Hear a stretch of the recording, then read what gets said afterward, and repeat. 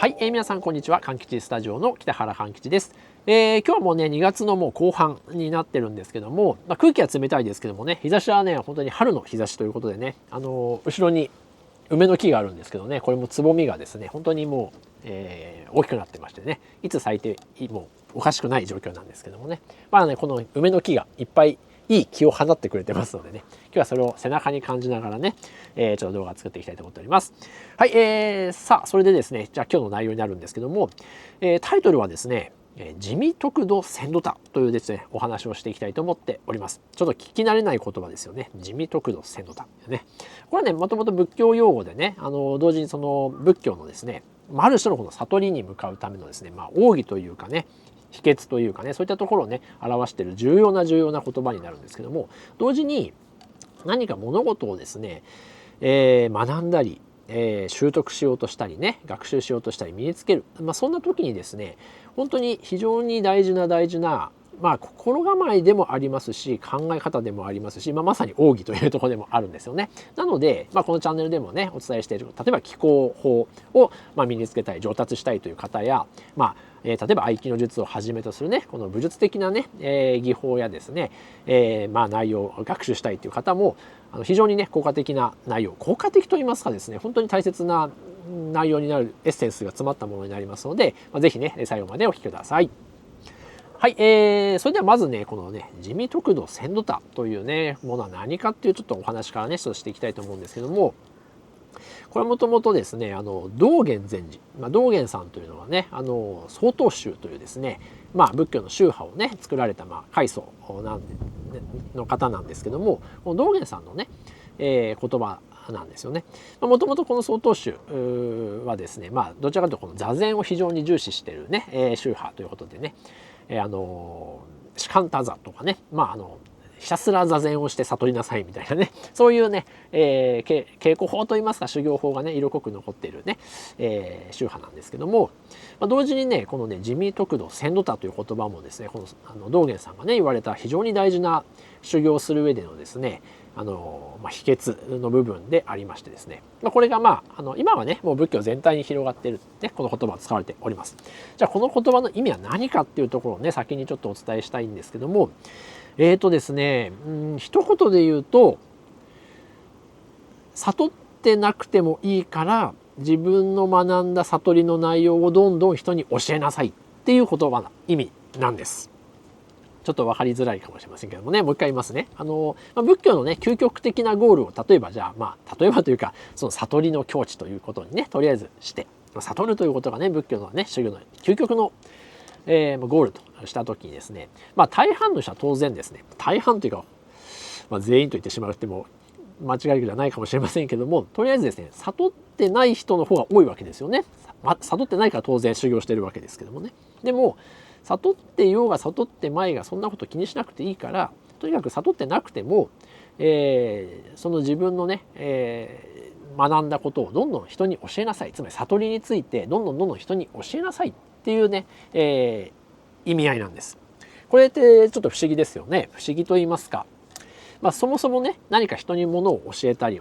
伝えたりね、伝承していくっていうことはですね、自分自身がね、分かってるから人に教えられるっていうふうに考えるのが、一般的な考え方ですよね。特に現代としてはですね、何らかのこう人に伝える場合はですね、例えば免許とか資格とかライセンスがね今ある時代なのでね、普通はそういったものがあって、ちゃんとその知識をね習得したという証明書があって、だから人にねこう伝えていくっていう考え方がね一般的かなと思うんですよね。ただですね、この地味得度鮮度多っていう考え方はですね、その、ある意味逆を言ってるんですね。その自分がまだ例えば悟りみたいなことをね悟っていない、まだまだ分かっていないとしてもですね、それを遠慮なくどんどん伝えることで、実はそういうことを繰り返すことで悟れるんだよっていうね話をねしてるんですよね。さあこれを皆さんお聞きになってねどう捉えられますかね。果たして自分がそんなにねまだ理解していない、十分にね達成していないにもかかわらず人に教えるなんてそんなことできないよとかね、いやまだまだそんな人に伝えるなんて、ね、そんなおこがましいことできないよって考えられる方もねいっぱいいらっしゃると思うんですよね。でこのね仏教の考え方ってねそういうところが非常に面白くて、一般的にはこうおかしいと言いますか、まあ変だなと思うことを堂々とですね逆の考えでね伝えていくっていうのがねこのね仏教のね一つのなんていうのかなこの癖と言いますかね考え方としてあるんですよね。じゃあなんでそれがとても大切かっていうねお話、つまりその自分はまだまだ未熟なのにもかかわらず人に伝えることはなぜ大切なのかっていうねちょっとそこをね次にお話ししたいんですけども、仏教の大切なところにですね、ある種の慈悲的な気持ちというかね、自分よりも人のためにっていういわゆる利他の精神があるんですね。利他というのはその、利益の利に他人の他と書いて利他ですよね。人のために何かをするっていう考え方ですよね。実はその仏教的な発想っていうのは自分よりも周りを高めることで結果的に自分がその境地に行くっていうことがですね根本的な根っこにあるんですよね。自分が悟る悟んないはいいから人に大事なことを伝えたいっていうその気持ちこそが大事だというふうに教えるんです。それは当然現代人が聞いてもある意味偉い考えだ素晴らしい考えだ立派な考えだとは多分思ってくれると思うんですよね。ただ同時にこう思う方もいるかもしれません。ちょっとそれは立派かもしれないけどお人よしじゃないのとかねなんかすごくロマンチストじゃないのとかねそういうふうに思いがちなところも当然あると思うんですよね。さあそこが面白くてですねちょっともうちょっとね詳しくお話ししていくんですけども人にですね何かを伝えるっていうことは実はですね結果的にはですね自分自身がものすごく高められるっていうことにもつながるんです。もちろん精神的な面でねその人のために何かをすることで自分自身の気持ちやね心構えっていうものがある意味抽象度が上がってくる。人格的にももちろん上がりますしね仏教的にはその自分と他っていうのはある意味つながってるので人が高みに行けば自分そのものも上がっていくっていう考え方に当然なるんですよね。でももうちょっとこれを現代的なレベルに、で話していくとですね人に何かを伝えるっていうことはこれ極めてですね難しいし大変なことになってくるんですよね。ましてやまだ自分が例えば悟りといったものの全貌がわからないにもかかわらず伝えるっていうことはなかなか難しい。でもねそれをねやることで自分自身がですね結果的にですよ猛烈に何か高い理解や、知識やね、技法をですね結果的に学ぶことになるんですよね。ちょっと別の例えをするとですね例えば何かね人に教えるとした時にやっぱりですねいい加減なことを教えるとですねいやそんなこと違うんじゃないのって逆に言われたりとかね、あるいはね教わる側の人の方がなんか知ってるとですね逆にバカにされちゃうとかいろんなことありますよね。そうするとね人に伝えるためにはその何倍も自分自身がある種の勉強をしてそして、責任とかねそういうものも非常に背負うことになりますよね。また何か間違ったことを言ったり、違うことを言ってしまったりねしたら恥をかくというねこういうある種の恐怖心みたいなものがあるんですよね。だから何かを人に伝えるっていうことは非常にそのプレッシャーとして大きなものがを背負うことになりますしだからこそね自分で単純に学習するよりも何倍もですね真剣にならざるを得ないっていうことになるんです。これね私もやっぱりね実経験というか多くの方もねひょっとしたら同意していただけるかもしれませんけど私もねずっとこの教育職をね、キャリアとして、ずっと続けておりますので、いわゆる学校の教員ですよね。でね当然学校の教師というのは不思議なものでキャリアがね簡単に言えば大学生で教員免許というものを取ればですねある意味誰でも先生と言われる立場に慣れてしまうんですよね。今の日本の法律ということではね。でも不思議なもので当然経験その子供とか生徒に何かものを教えた経験はとりあえずゼロなわけですよ。もちろん教育実習というねそういう実習はあるんですよ。たかだか 2,3 週間のねものですからね。そういう意味で別にその確固たるキャリアがあるわけじゃないんだけどもいきなり学校の先生と言われてですね入学式の後いきなり授業をやるっていうのがですね教員の世界なんですけど、ただじゃあこれが確かに何の経験もない人が先生なんかできるのっていう考え方もありますし、私自身もそんなまだまだ経験もないのに先生と呼ばれていいのかと思う時もあったんですけど、今思うとですね、この地味得度鮮度単に合わせてしまうとですね、逆にこれはですね非常に効果的なものになるんですね。つまりいきなり右も左もわからない中で、学校という、職場に行ってですね、いきなり目の前に3、40人の子どもたちがいて何か教えなきゃいけない。そうするとですね、とてつもないプレッシャーなわけですよ。当然事前にいろんなことを予習していろんなことを勉強してね、例えば何か質問が来たら答えられるようにしとかなきゃいけないなんてですね、そういうふうに考えた時にですね、実は自分で一人でね生徒側で勉強してる時よりもですね、はるかに膨大なことをですね学んでおかなくてはいけない。そしてまたそこで何かね現場で子どもたちのやり取り質問が来たり自分自身も分かんないことがありますよね。そしたらまたそれをですねすぐに復習してフィードバックしてねということでですね、膨大なそこにですね密度の濃いですね学習時間が生まれるんですよね。つまり人に教えるということは、教えるというとちょっと偉そうな言い方になるんですけども、要するに伝えるってことね。自分の知識とか自分の有益だと思えること、自分がこれはぜひ自分の人生に大切にしたいなと思える、そういうものをですね人に伝えるということは、結果的に自分自身がもっともっとそのことを理解することになるんですよね。なので単純に人からの話を聞いているよりもですね、伝えるっていうことの方がですねさらに効果的なものだよってことになるんです。さあそこでね、さっきのその地味得度鮮度単のちょっとお話に戻るんですけども、これは最初に言ったように修行中のね身であって、まだまだ悟りの境地には程遠い人であっても、自分が得たそのかけがえのない何か知識や技術やね、そういったものをですねどんどん人に伝えなさいと。それはある意味その大切なものをぜひ知ってほしいという気持ちでね、ある種の慈悲の心を持ってでもその結果そのことについて自分がもっともっと深く知ることができるよと、よってそれによって自分は悟りに至れるよっていうこういうことなんですよ。それをね地味得度鮮度単といって、仏教の修行の姿勢の多い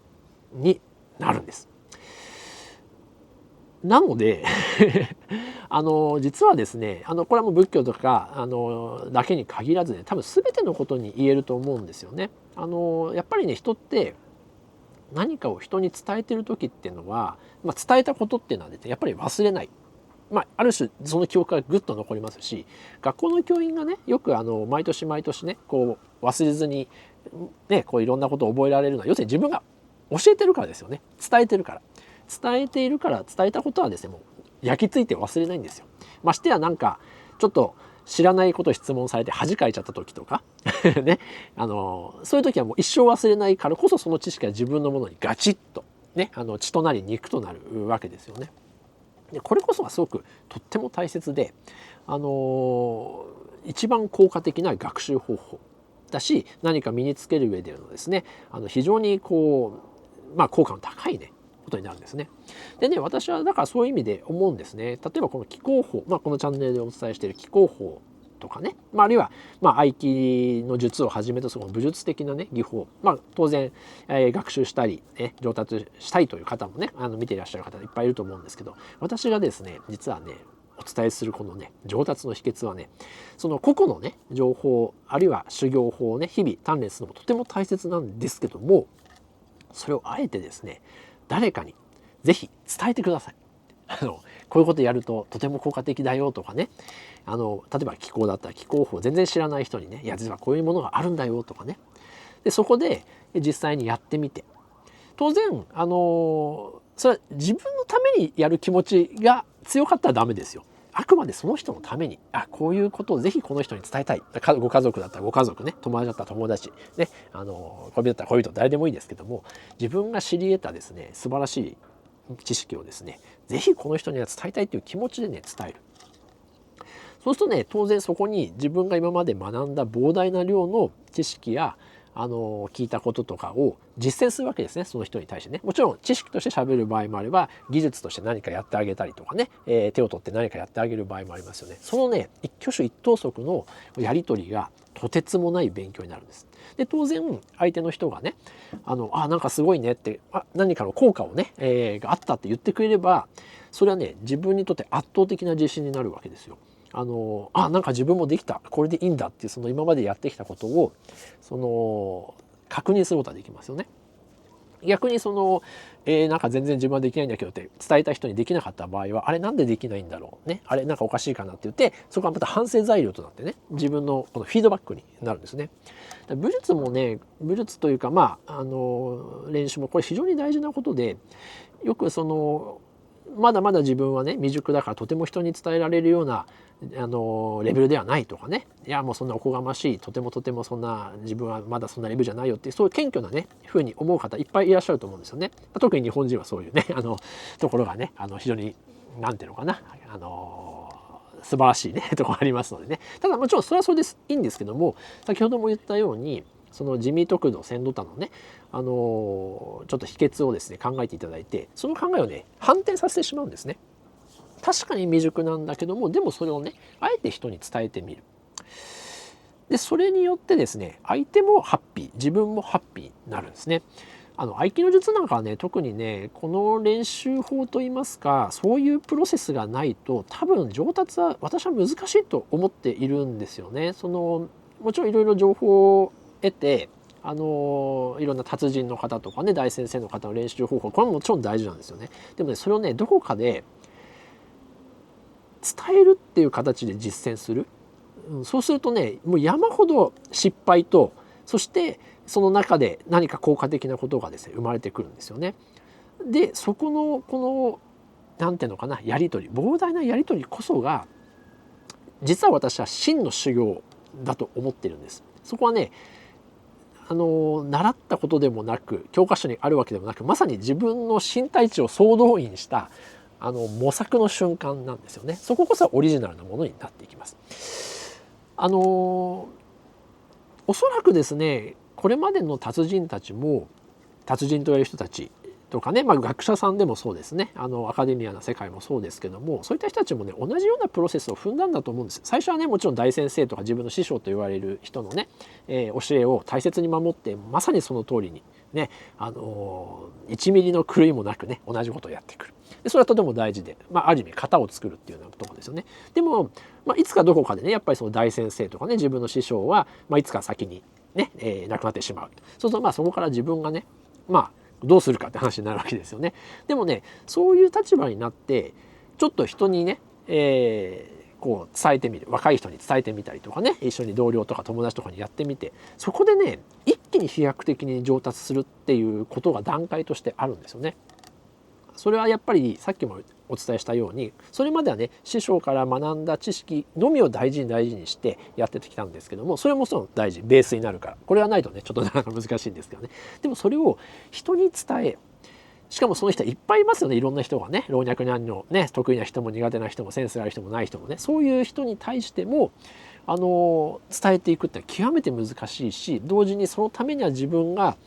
ものすごく裾野の広いね知識や技術、そして深い理解を持ってないとやっぱり人には伝わらなくて、それをやっていくことがねものすごい効果的な練習方法になるんですね。で実際そういう、ある種のお弟子さんみたいな形でもいいし、友達でも後輩でもね何でもいいですけども、そういう方が上達したっていうことはですね、自分自身が圧倒的に上達したってことになるんですね。深い理解も得ている。それによって次の段階にボンって一気にね行くことになると思うんです。多分仏教的な修行もおそらくですね道元さんが言いたかったことはそういうことだと思うんですよね。自分の悟りは置いておいて人をね良くするということで、本当の意味の慈悲、般若つまり自分も他者も一つっていう、仏教の究極的なねその分別が消えた世界、無分別とも言いますけども、そういった世界にいつの間にか行っちゃってるように、気候の世界や愛気の世界もこの仏教のこの一つっていう世界と非常に親和性が高いので、多分それはすごく効果的だと思います。気候もねこういろんな周りに渦巻く自然の木、環境の木、誰かの木で地球の木、そういったねものの木もありますよね。そういうものとねうまく融和調和して同調するっていうねこう一つになる考えもありますし、愛機なんかねまさにね書いて字のごとく気を合わすっていうことでねある意味こう一つになるっていうねことが根本的なところにあるんですけども、そういう意味でねこの地味得度鮮度多、つまり利他の心ね、相手のために何かをすることで結果的に自分が膨大な何かを得るっていうことをですね、ができるというように、ね、なってきます。とにかくだからこれをね何ていうのかな、自分のだけが得するって発想でやってしまうとこれはまたうまくいかなくてね、みんなとうまくやることで結果的にこう自分も高みに上がっていくっていうのがねこのね地味得度鮮度多ということで、ね、なっております。多分昔の達人や大先生やね偉大な科学者とかそういった方々もですね多分そういうプロセスを踏んでね普通のなかなかただ自分だけが勉強してるだけでは到達できない境地にボンってね行ったのではないかなと思っております。私もそんなこともあって、私自身もね当然こう偉そうにねこう喋れるというかそんな実力というかねまだまだ未熟な立場なので、もうねこれを見ていらっしゃるというか他の動画もね見ていらっしゃるこう達人の方とか見られるとねお前ごときは何言ってるって思われちゃうかもしれないんですけども、それは本当にその通りなんだけども、そういうね思いで自分の知り得たこと、そしてなんかねこれはもう本当にこう人類史に残すべき英知だとかね文化遺産レベルのねすごい、人間の知恵だみたいなことは自分で思ったらそれをね是非ねこう誰かのためにね、伝えていくで、そういうことをですねやってるとね結果的に自分もね本当に大きく上達し、ねあるいは深くね理解することができるということでね、覚えておいていただきたいと思います。はい、ということでね、そういう内容が、地味得度鮮度多というね、内容でありました。ぜひねこれを見た方はですねもちろん自分自身が練習することもとても大切なんですけども身近な人にですね何か自分の得たことをぜひですね伝えてみてください。実際のね技術的なことでもいいし知識でも構いませんので、それによってね本当に飛躍的な効果があると思いますので、ぜひ試してみていただければ幸いです。はい、ということで今日は以上ね地味得度鮮度多の奥義ということでお話しさせていただきました。もしよければいいねとかねチャンネル登録もぜひお願いしたいと思います。はい、ではまたね次回の動画でお会いいたしましょう。本日はご視聴ありがとうございました。はい、さよなら。